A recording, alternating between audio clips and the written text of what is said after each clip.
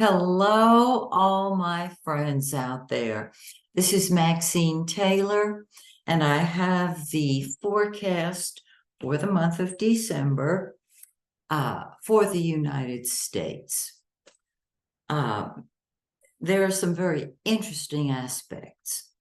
Before I jump into that, though, I've got to answer the questions that a couple of you, like more than a couple, have asked during the last 12 months. Okay.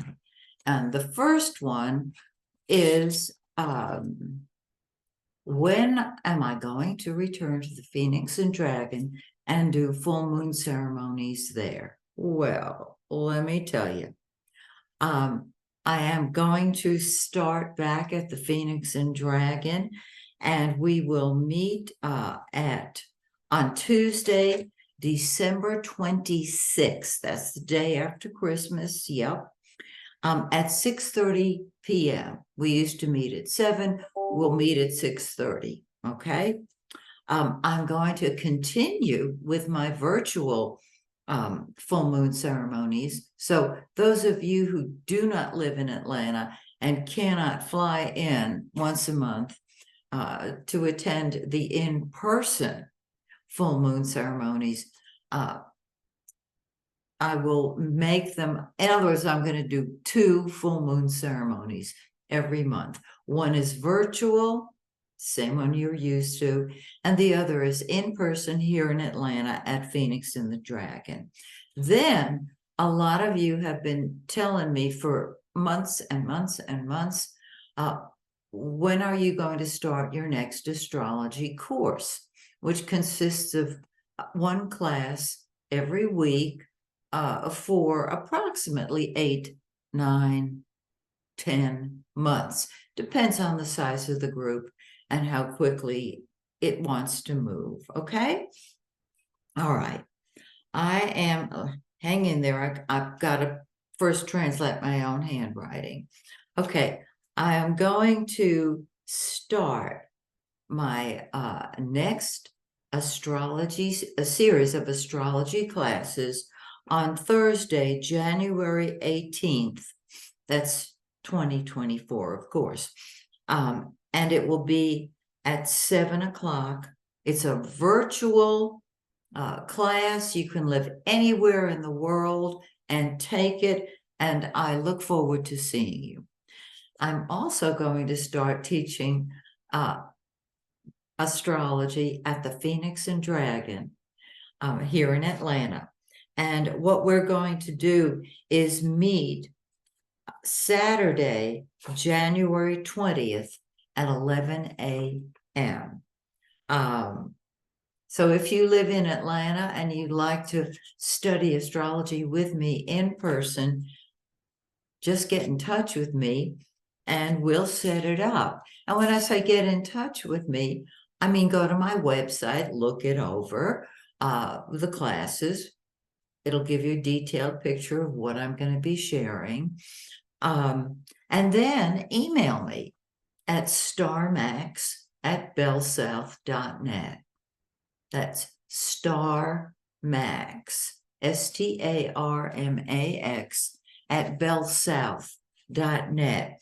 I want to speak with you and find out where you are on your astrological journey, because I don't want you spending money on something that you don't need to. Okay, so I think that pretty much covers it.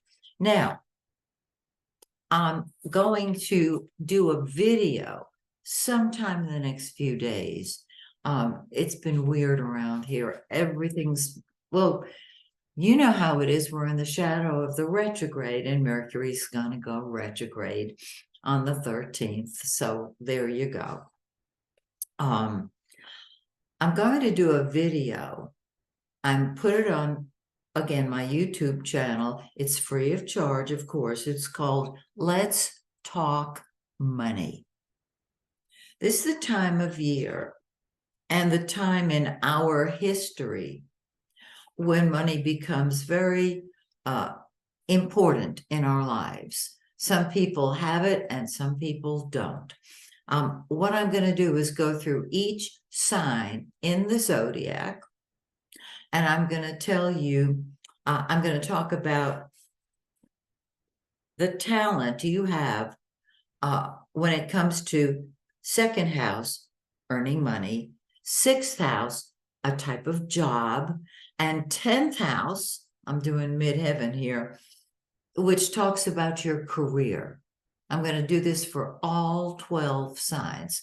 And hopefully this will give you an uplift, help you guide your ship out into the waters of life and make a fortune, if that's what you want. Okay. And so speaking of money, I want to share this with you. This is the Great Stocking Stuffer. It's called What Your Astrologer Never Mentioned. It is not a textbook. It's a sarcastic, funny book. Oh, yes, I wrote it. Surprise. It's sarcastic and funny. And it gets to it takes a little trip around the zodiac, and it gets to the heart of what makes each sign tick. It's that simple. This is a great stocking stuffer. It's a great hostess gift, and it's a super gift for the skeptic in your family. Again, it's not an astrology text. If you want those, go to Amazon, because all my books are there. I've got about 8, 9 out there right now. But this, if you need a good chuckle, if you're having a bad hair day and need to laugh, this is for you. Then there's a book I wrote relatively recently, this year, called It's in the Cards. And this, if you are interested in learning how to read cards, I'm not talking about tarot cards, I'm talking about regular playing cards. This book is for you. I've written the book in honor of my dear friend Carolyn Dodson, who is no longer with us. And she basically said, this is yours, grab it and run with it. I've written her method that she got from a dear friend who got it from a dear friend, etc., etc. And I've added my notes to it. So if you know somebody who you feel would be interested, this is a great stocking stuffer too. Now, the book that I think is my pièce de résistance, it's called Secrets from the Womb. This book is not for everyone. I'm telling you up front. It's subtitled The Hidden Pact That Runs Your Life. And it does. This book was given to me when I asked God for it. And it's 3 steps. I'm sharing it with you. I'm sharing testimonials with you from people who I've worked with privately. Again, here's how to know if this book is for you.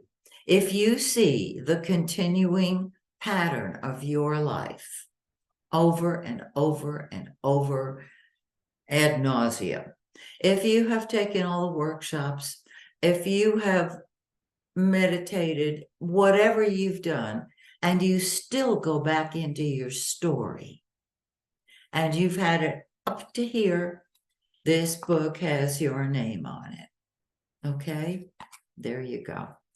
Now, let's talk about the United States. I've got papers all over my table here, as you know. So much to share, and I'm going to simplify it. And I hope I'm being clear in what I say and what I don't say as well, for obvious reasons, of course. So let's start with the sun. Now, for those of you who may be new to mundane astrology, this is the United States horoscope for the month of December. The houses in the natural zodiac, in any zodiac in our charts, mean one thing. When we do a mundane chart, like the chart of a city, a state, a country, a business, the houses modify their meaning and manifest a little bit differently. And so I'm going to explain the houses as I go through them, for those of you who may not be students of astrology, so that you understand what I'm saying. And for those of you who say, well, don't give the astrological reasons, just talk about what is. I'm an astrologer. I'm giving the astrological reasons. All right. So the sun is the giver of life. It's the center of our life, and wherever it is in our chart, it lights it up and it comes alive. It's in the seventh house of, the sun is in the seventh house of the chart for the United States. I use the 7 Gemini rising chart. Now, in this mundane chart, let me tell you what the seventh house rules, and apply whatever I talk about to the sun, because that's where the light is. That's where the life is. The sun, the seventh house deals with international affairs. Well, I would certainly hope a country dealt with international affairs. War, lawsuits, lawyers, politics. I mean, our politics have been crazy for a while, and we're putting a light on them now. The lower courts, and marriage and divorce. Now, the seventh house also deals with our open enemies, not our hidden enemies, our open enemies. And we're dealing with our open enemies now. I seem to recall quite recently that President Biden invited the president of China to the White House. I would say that falls in this category. And the way where I sit, from where I come, I want peace on earth. I am not a warrior. It solves nothing. It's just the dark side. What I want for all of us is peace, health, prosperity, and all the good stuff. So the sun is here in that seventh house.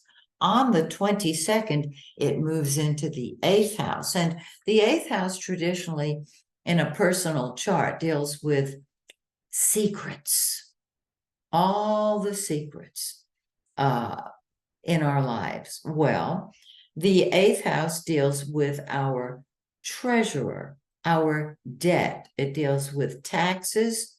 It deals with losses. It deals with death. And it deals with secrets. And so on the 22nd, all of those words that I just read are activated because the sun moves into the 8th house.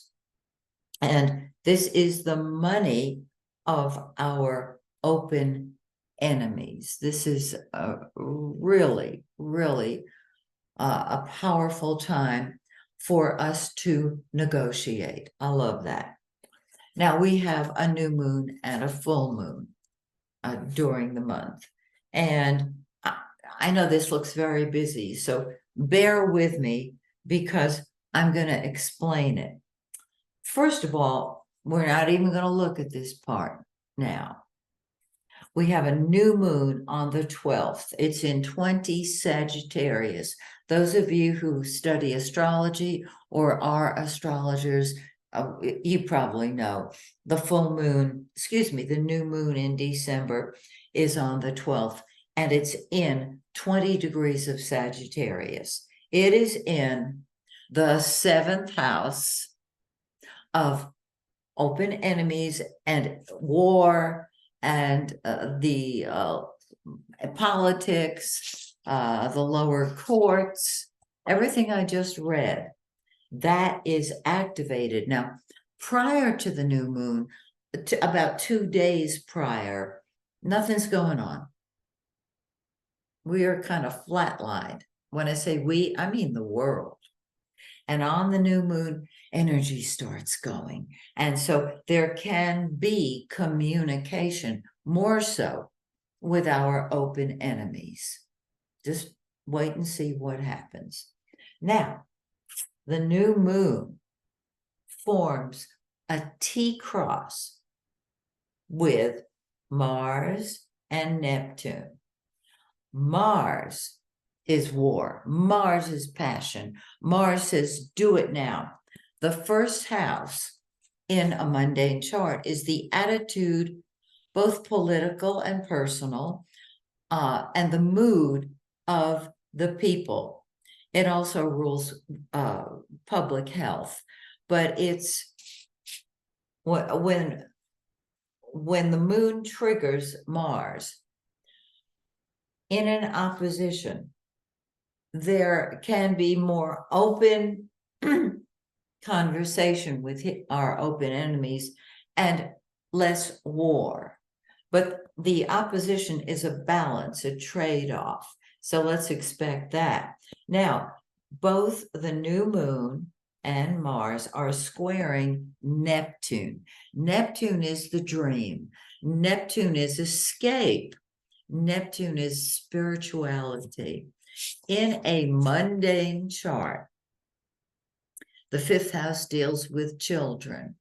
We all know the deaths of children that have taken place in Ukraine, in Russia, in the hands of people, both domestically and foreign, who get very carried away when they have a gun or a rifle in their hand, or don't really care about our children.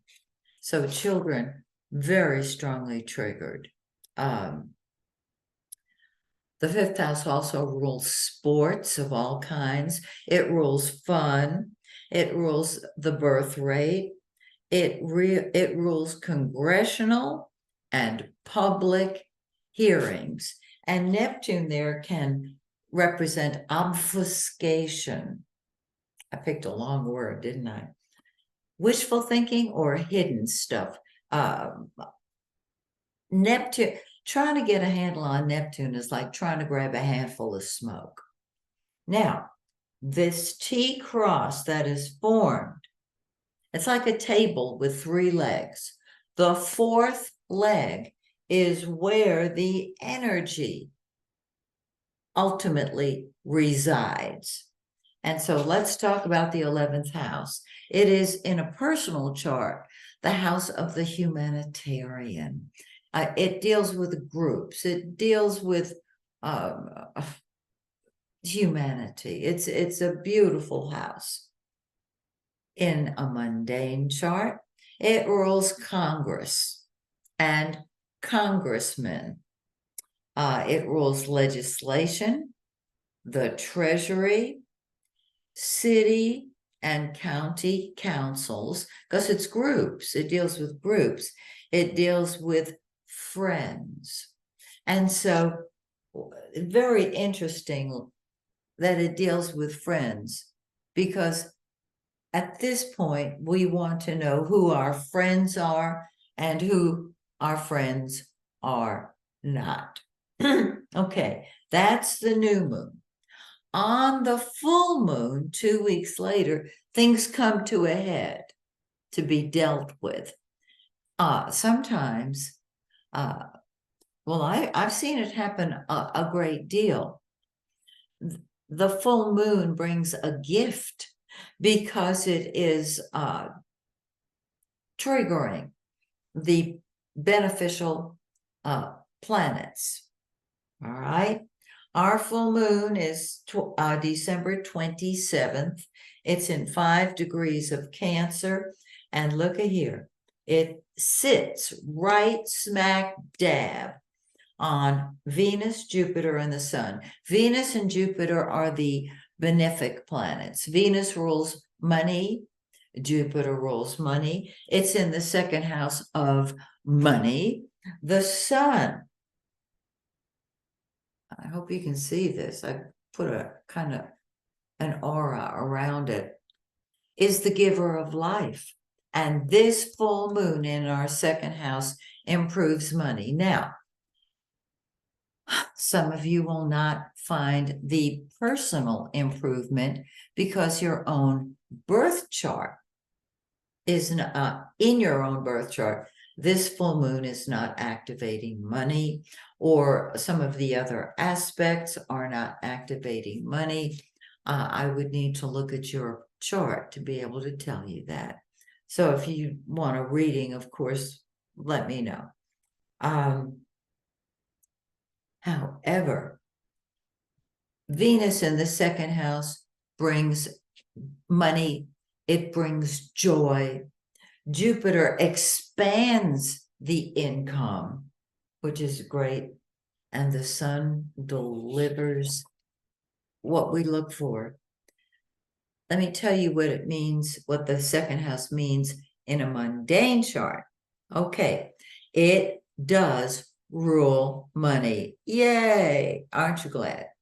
Our earnings, our savings, our finances, rules the stock exchange, the banks.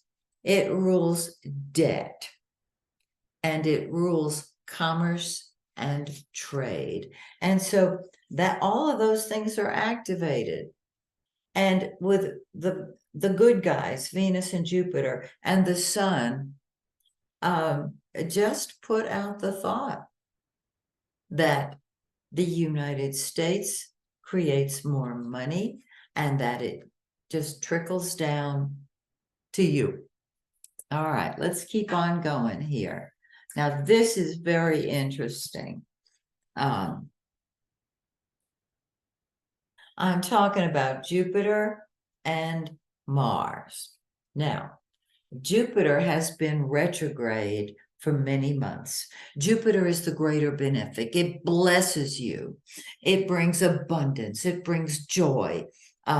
It's the penultimate good guy. It went direct on the 30th of November, just a few days ago. And so it is active in this 12th house now. The 12th house deals with our hidden enemies. It's what we don't see going on. And my sense is that we really, I think most countries really need a strong 12th house so that their secrets remain private. Recently, like in the last 24 hours, news has said that our open enemies are activated.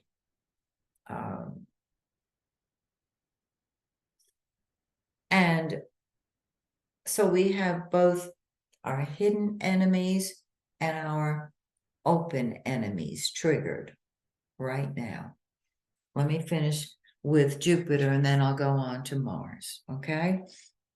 The 12th house rules bribery, spies, hidden enemies, prisons, jails, hospitals, crime and criminals, charitable institutions, seclusion, secret societies, and welfare. So all of this is hidden. Mars is the planet of action. Wherever Mars is, that is what is number one to us. Well, we're on the 3rd and 4th. Today is the 2nd. So we're already starting to feel this.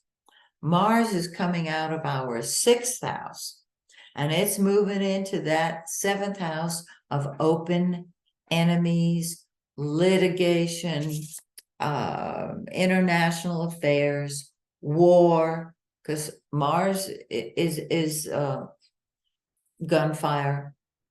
And I think when we have hidden enemies and open enemies, this is the time to get clear on who's who. You know what I mean? Lawyers, politics, contracts, the lower courts. What this says is there can be arguing with or a passion to be with our friends and open enemies. In other words, we know who they are. This can activate skirmishes, all right? And we're looking at them very closely. Hidden and public, open. Very, very interesting. And last but not least, let's talk about Venus and Mercury. Well, Mercury is going retrograde on the 13th. When Mercury, which rules our communication, our mouth and our minds, when it goes retrograde, everything is confused. Everything. In a mundane chart, same thing is true. Well, it's in the 8th house, and it's so it's moving backwards when it goes retrograde. That's why the arrow is going in contrary. The 8th house again rules the treasurer, debts, escrow, taxes, losses, death, and secrets. Now, there's confusion with all of that when Mercury is retrograde. On the 22nd, it backs up into the 7th house of open enemies and everything I've been talking about. Now, Mercury is not an action planet. It's a thinking planet, a communication planet. So there can be communication. Thank God. There is communication that we can have with our open enemies. And I don't mean they're standing there with a gun in their hand. These can be people or countries who we thought were our friends, and we find out that they are not. And so there's negotiation going on there. Mercury is not going to go direct until January 2nd, 2024, in a month. So this is what's going on now. Now, Venus, the lesser benefic, love, money, happiness, joy, art, beauty, is in our 6th house, and it's sitting on our vertex. For those of you who may not be familiar with the vertex, this is your karmic role in life. Everybody has it in their birth chart. You can, no matter what computer program you're using, I think the vertex is now popular enough so that you can put it in your charts that you do in your birth chart. Okay, so Venus sits on the vertex on the 7th of the month. So today is the 2nd. We'll start feeling it in a couple of days. Let me tell you about the 6th house in a mundane chart. In a personal chart, however, it deals with work, health, and service. In a mundane chart, it rules the military, civil servants, our health, our jobs, our pets, our food, animals, and police and firemen. There is, on the 7th, Venus sits on the vertex. This is our karmic role in life. We are about serving. And I think that's beautiful. On the 7th, there can be a very pleasant, very loving event that occurs that deals with 6th house matters. Again, our health, our jobs, civil servants, and all the police and fire departments. If you are involved in any civil service, if you are in a profession like a nurse, and doctors on the front line, thank you all for your service. And you do it because you want to serve. It's beautiful. So I think we've covered everything for now. I hope you find this interesting. And so tune in next month when once again I take a look at the United States chart. Until then, blessings on everybody in this country and all countries on planet Earth. May the sun, may the moon, may all the stars shine brightly on you and yours, and may we see love replace war. Bye for now, my dear friends.